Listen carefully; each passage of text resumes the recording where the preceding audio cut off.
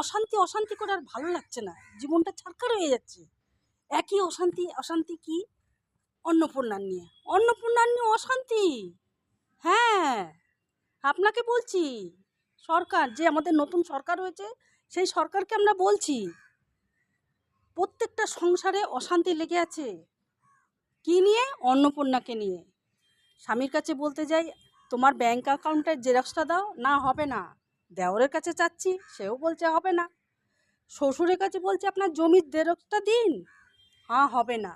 তাহলে কে আমাদের সাহায্য করবে? আপনি এরকম যে 12 পাতার ফর্মটা যে আনলেন, আমাদেরকে কে সাহায্য করবে? কেউ সাহায্য করবে না। তা যেহেতু আপনার কাছে বলছি, আমাদের অন্নপূর্ণার দরকার নেই, আপনি আমাদের লক্ষ্মীর ভাণ্ডারটাই দিন, সেটা নিয়েই আমরা খুশি থাকব। আমাদের মাস গেলে একটু ওষুধের পয়সা, এটাই হলে আমাদের হবে, আর কিছু দরকার নেই।